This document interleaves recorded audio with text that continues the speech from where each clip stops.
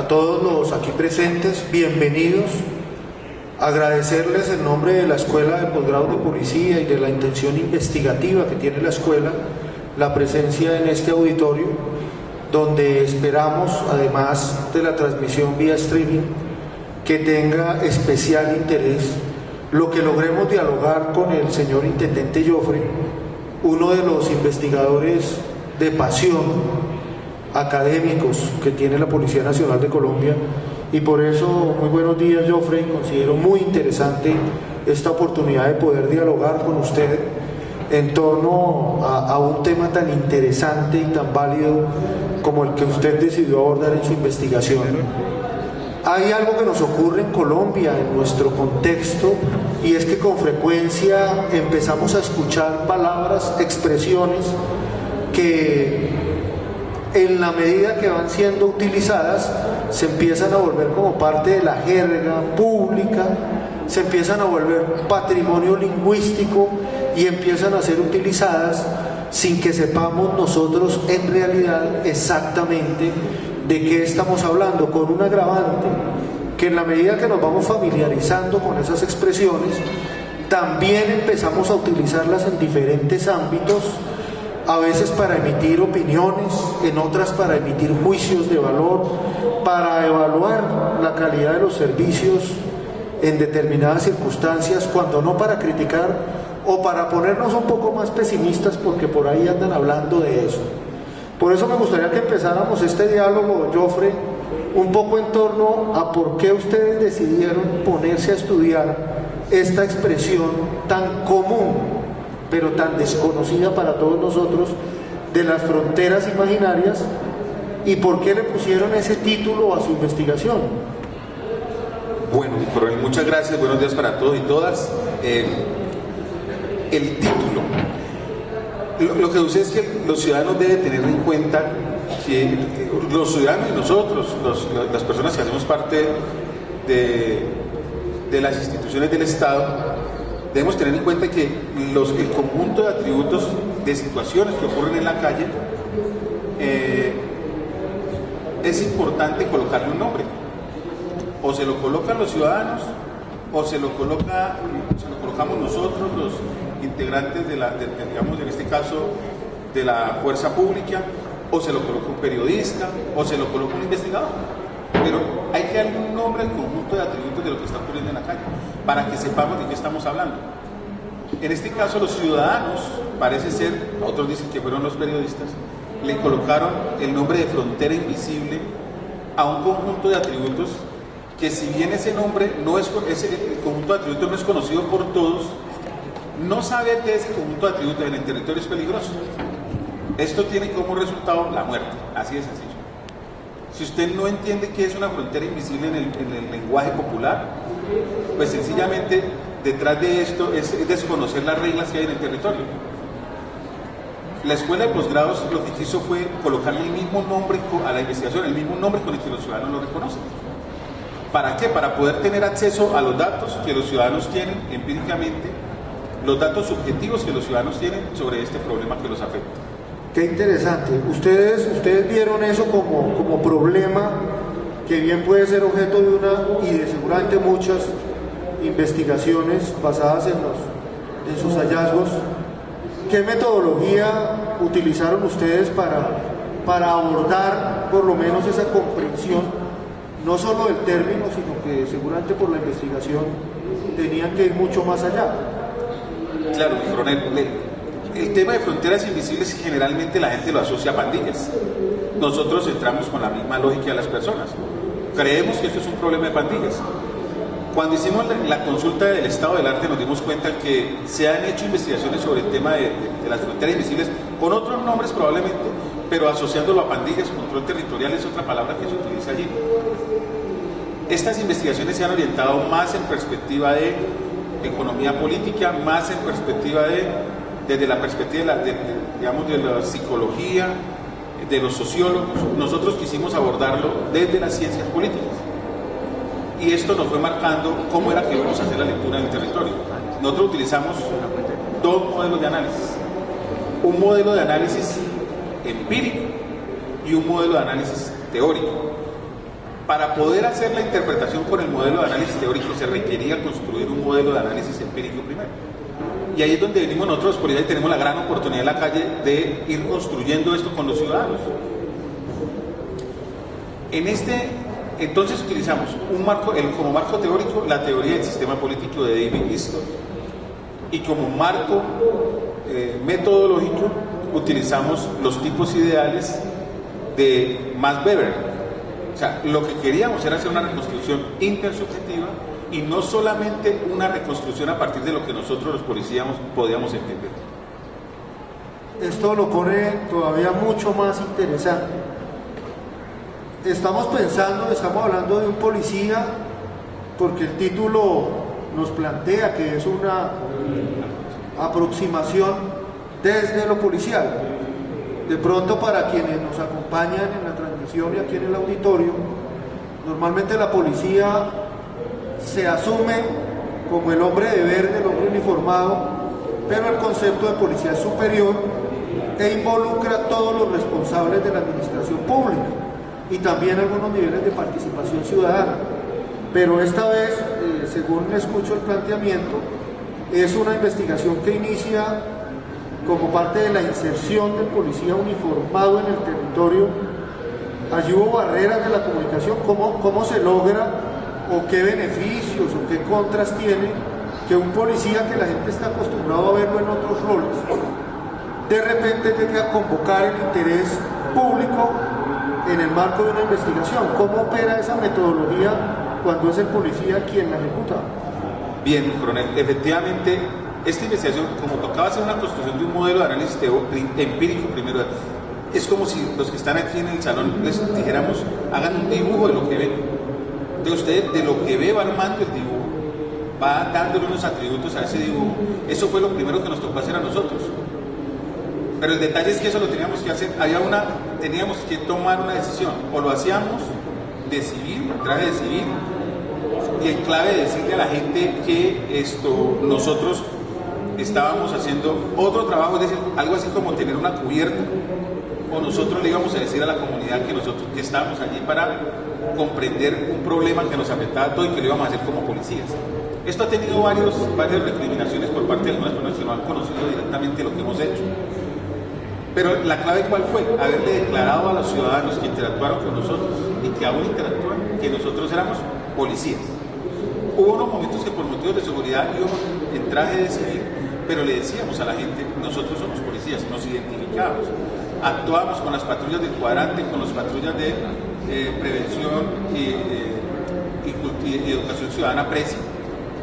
Y todo esto lo hemos hecho con un objetivo. El objetivo es describir la conducta del sistema político durante la asignación de vigilancia en un sector. Y ahí vienen como los objetivos específicos. Ustedes, yo les estoy colocando como ejemplo este salón, pero en la vida real, allá en la calle, lo que nosotros teníamos que saber era dónde íbamos a hacer la observación. Y esa observación, unos decían, no, métase de esta esquina a esta esquina.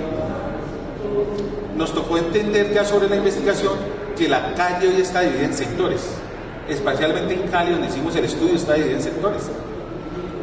O sea, la unidad... Pero, ¿de qué sectores estamos hablando? Bien, hay dos tipos de sectores. Un sector político-administrativo, que desde las Secretarías de Desarrollo Territorial o las Secretarías de Participación están promoviendo a través de están promoviendo la construcción, la segregación territorial de los barrios. O sea, antes un barrio tenía una sola junta de acción comunal. Hoy estos barrios, a partir de la segregación territorial, pueden tener más de una junta de acción comunal. El detalle para nosotros los policías y para quienes tienen la responsabilidad de hacer dirección y coordinación de la actuación policial, ¿cuál fue? Que cuando se hizo la sectorización o la segregación territorial desde las Secretarías de Participación Ciudadana o Desarrollo Territorial, no se tuvo en cuenta, o probablemente sí se tuvo en cuenta, pero se tomó la decisión finalmente de hacer la segregación territorial, el conflicto que se iba a derivar de la disputa por el patrimonio comunal. Ejemplo, los que estamos aquí en nuestros barrios tenemos unos parques, tenemos unos puestos de salud, unas bibliotecas. Resulta que cuando se hizo la segregación territorial, un parque quedó a un lado, la cancha de fútbol quedó al otro. Entonces los que quieren jugar fútbol van a tenerse que disputar con los del otro lado, lo que antes era de todos, ahora nos toca dividirnos entre sectores.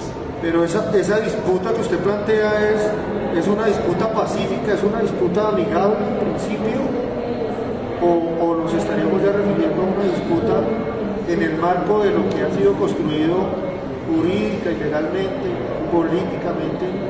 Esa disputa a la que usted se refiere inicialmente, ¿qué tipo de disputa es? Es una disputa inclusive violenta.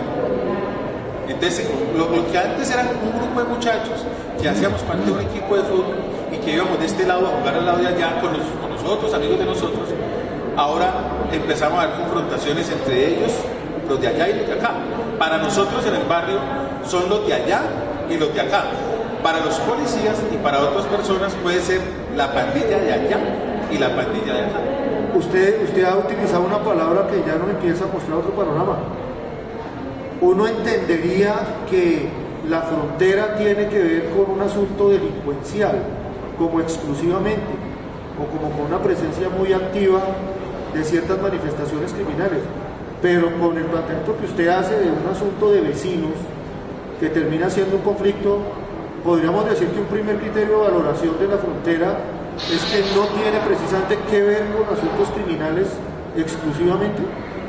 Muy bien, no tiene que ver con asuntos criminales exclusivamente, tiene que ver con el tipo de organización social que hay en el territorio, en principio. Y después, eso se integra con otras cosas, entre ellas, asuntos que para nosotros de manera popular los podemos considerar como criminales. ¿Sí? Pero en este momento, cuando ya hay una segregación territorial desde el punto de vista político-administrativo, también se puede dar otra segregación que es ya desde el punto de vista social. Es decir, ya no es solamente porque la alcaldía dijo que por aquí se dividían los del sector de allá y los del sector de acá, sino que ahora también podemos pensar que el sector social construye de otra manera, es decir, puede atravesar estas dos divisiones. Nosotros escogimos hacer un sector, construir, caracterizar un sector, no el sector político-administrativo, sino el sector social, el construido socialmente. Cuando cogimos ese sector construido socialmente, lo que vimos es que allí adentro de ese sector social habían varios grupos sociales. Y voy a permitirme dar una precisión allí. Lo que nos interesó cuando ya vimos que esto estaba dividido así, era saber como el estado de salud de la organización social que ahí teníamos. Y a la conclusión que llegamos era que, producto de haber una segregación territorial, producto de haber una distribución social del territorio y producto de unas relaciones clientelares en el territorio, lo que teníamos era un grupo, o sea, una organización social segmentada. Es decir, la palabra para nosotros clave aquí de resultado en ese primer objetivo específico, que era identificar los atributos de ese sector. El resultado es, tenemos unos atributos espaciales, unos atributos sociales y unos atributos políticos. La sumatoria de estas tres cosas, tributo espacial, la segmentación territorial. 2, el atributo sociológico, que es la construcción social que genera bordes, es decir, que indica quiénes están adentro y quiénes están afuera. Y 3, el atributo político, que básicamente es la relación clientelar que se da allí, que pudimos evidenciar que ocurría allí. Esas tres cosas, relación clientelar, segmentación social y desagregación territorial, esas tres cositas generan segmentación social. Si hay segmentación social, lo que tenemos es un debilitamiento del control social interno. Y para nosotros como policías eso era clave. ¿Por qué? Porque entonces ahora todo lo que ocurre en ese grupo social va a tener que demandar la intervención del cuerpo de policía, de la patrulla. ¿Por qué? Porque antes, cuando había una integración social, cuando había mayor integración social, los mismos grupos podían regularse, autorregularse internamente de lo que estaba sucediendo.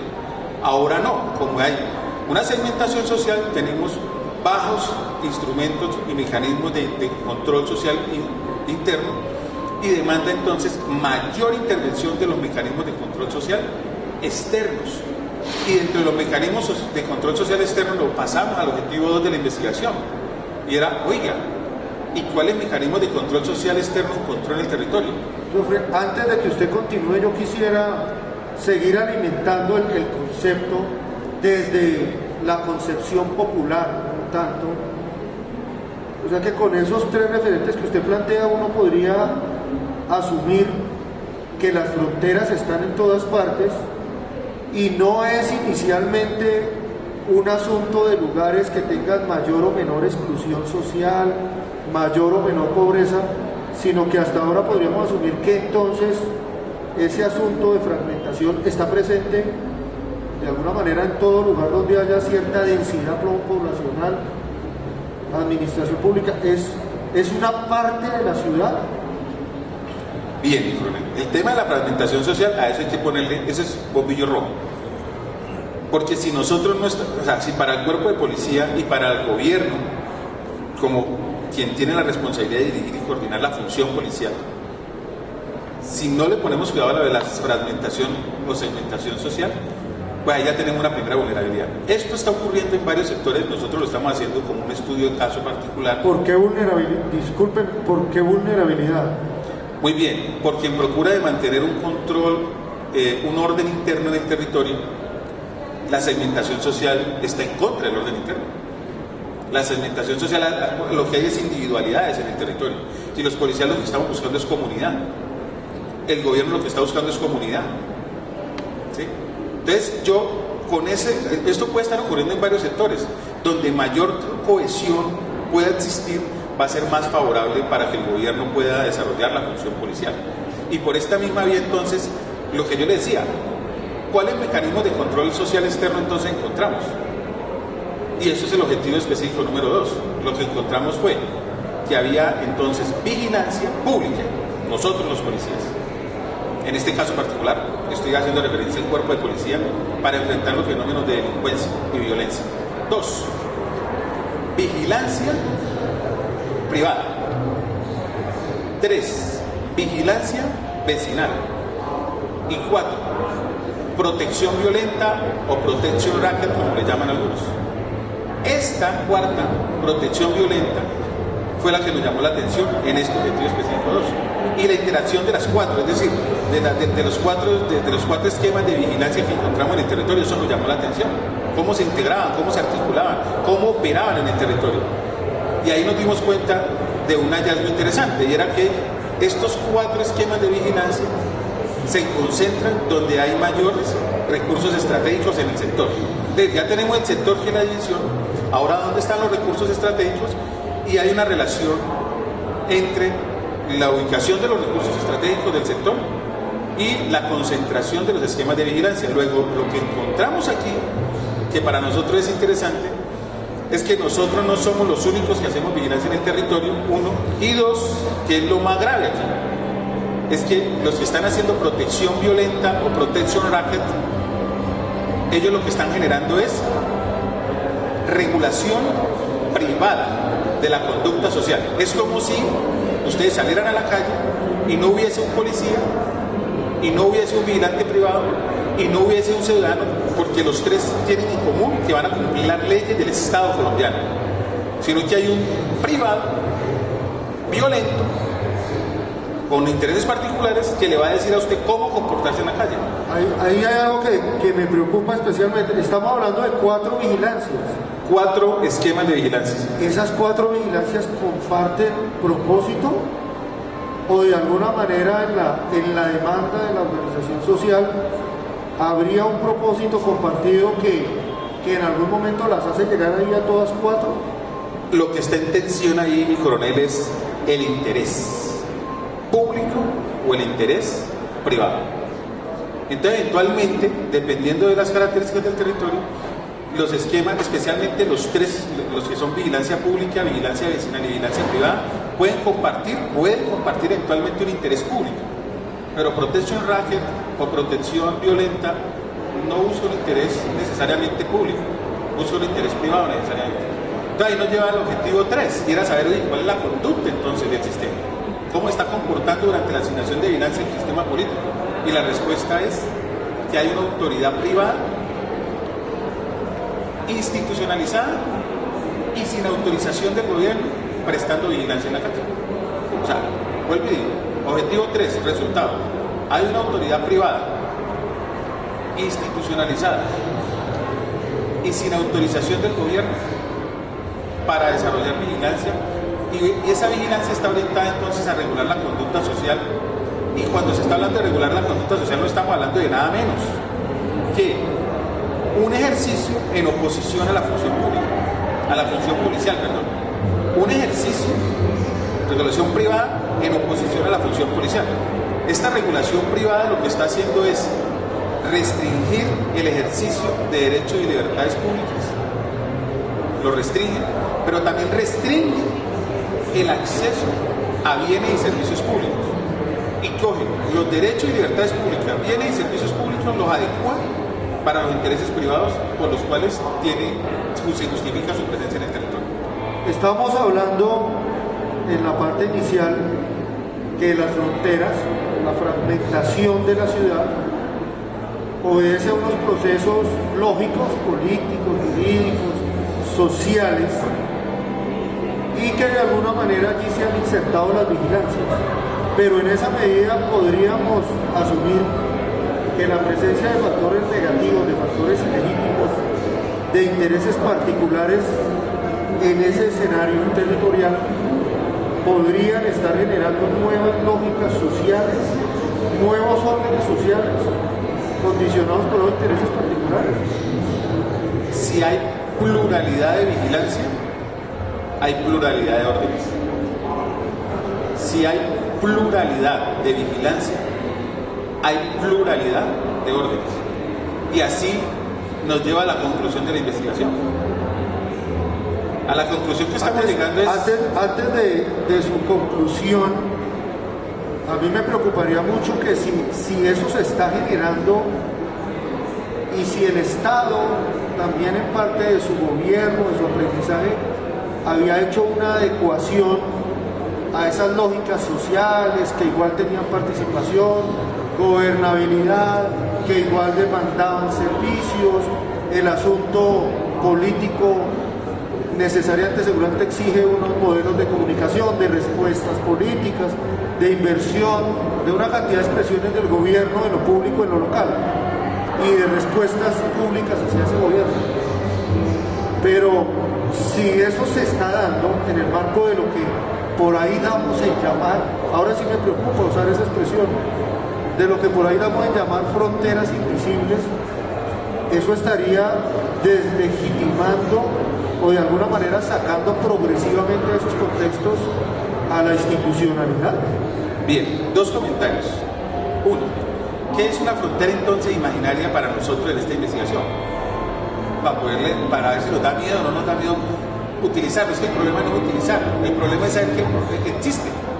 O sea, tiene evidencia empírica de que los muertos en la calle pueden estar asociados a este conflicto social.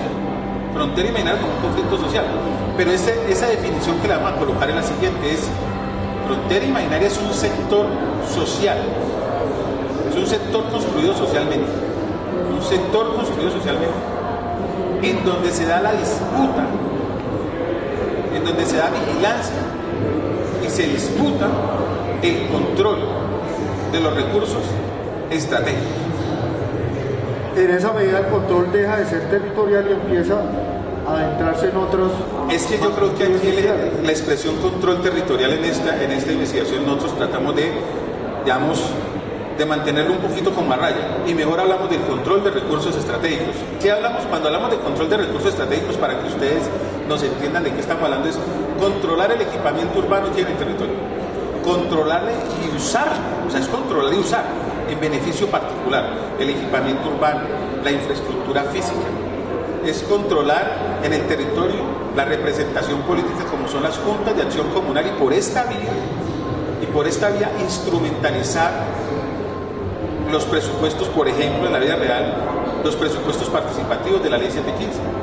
O sea, si yo tengo controlada la Junta de Acción Comunal, tengo controlado al presidente de Junta de Acción Comunal, el presidente de Junta de Acción Comunal va a poder presentar proyectos que le apropien, que le hagan un situado fiscal para los próximos 4 años. Tenemos elecciones el próximo domingo, y resulta que las juntas de acción comunal han sido inobservadas por muchos. Son importantes para los que entienden que es una Junta de Acción Comunal. Entonces, así nosotros, entonces lo que entendemos es, claro, la frontera imaginaria es es un sector construido socialmente, en donde se disputa, se vigila y se usa unos recursos estratégicos que hay ahí. ¿Mediante qué? O sea, ¿cómo lo logran? Entonces, mediante una cosita sencilla, mediante unos mecanismos de control social. ¿Cuáles mecanismos de control social? Uno, y que es el que nos convoca hoy en este evento, y que muy pocos le ponen cuidado: la vigilancia. Un mecanismo de control social se llama vigilancia. Otro mecanismo de control social se llama fuerza. Y otro mecanismo de control social se llaman normas y decisiones. Y por esta vía, el que incumple las normas, a través de que se puede observar a través de la vigilancia, pues va a ser llamado al orden. Y llamado al orden es mediante una sanción. La diferencia es que yo, como policía, estoy cumpliendo el mandato constitucional, estoy cumpliendo la ley, y yo regulo al ciudadano para que una autoridad político-administrativa o judicial lo sancione por un comportamiento contrario a lo que socialmente es aceptado. Mientras que el crimen organizado no. Y ahí yo quiero dejar una reflexión a mis compañeros policías y a los ciudadanos en general. El crimen organizado, o las estructuras del crimen organizado, o los grupos especializados que protegen intereses particulares en un sector, no se van a preocupar por aplicar la ley del Estado colombiano. Ellos van a aplicar sanciones tales como el homicidio, sanciones tales como el destierro, o lo que llamamos desplazamiento intraurbano. Ellos van a aplicar sanciones como el despojo de bienes inmuebles. Hay gente que por no cumplir las normas de estos grupos particulares o especializados en el territorio, les tocó irse de su casa. Y hoy tienen dos problemas, o tienen tres problemas: están desterrados, están pagando la cuota de la casa y están pagando arriendo. O sea, la cosa no es una cosa sencilla, digamos así. Allí surge otra arista para discutir este tema, porque percibiría inicialmente, a partir de lo que usted está planteando, que la vigilancia policíaca podría no alcanzar a controlar todas esas manifestaciones, y también percibo que la vigilancia que ustedes encuentran allí en su investigación pareciera ser la manifestación, la expresión de algo superior. Entonces, ¿cómo podría plantearse digamos que esos momentos, esas categorías, donde hay algo muy presente, muy visible, que es la vigilancia, pero que necesariamente debe tener algunos propósitos superiores a la vigilancia, ¿no? Otras expresiones, otras magnitudes? ¿Qué pasa allí frente al fenómeno que ustedes encontraron y a la posibilidad de resolver lo que de las fronteras se vuelva social o negativo? Yo le voy a dejar esta reflexión para todos. Lo que le pide un alcalde a su cuerpo de policía es que haga todo lo posible por disminuir los homicidios, haga todo lo posible por disminuir las lesiones personales y los hurtos. El mensaje es el siguiente: si la organización social está desintegrada, y por esa vía tenemos menos ejercicio de los mecanismos de control social interno, va a haber mayor incidencia o mayor influencia en los mecanismos de control social externo. Pongo el bombillito rojo en los esquemas de vigilancia privados, los que se dedican a la protección violenta, como un privado que protege intereses privados en el territorio. Y lo que diría es: ¿qué es lo que protege? Pues no protege nada sencillo. Protege, por ejemplo, negocios, que hoy nos tenemos que preguntar, esos negocios que están en la calle. Nosotros, de 27 establecimientos comerciales que le aplicamos instrumento en ese sector, 20 no tienen registro de instrumentos, no tienen registro mercantil. 20 no tienen registro mercantil. Entonces uno dice: ¿y por qué tienen esos letreros tan grandes? ¿Y por qué son tan prósperos los negocios? Entonces, cuando uno indaga con la gente, se da cuenta que hay negocios que están alquilados. Hay gente que alquiló el negocio, o sea, vende, pero paga una cuota por usar ese negocio.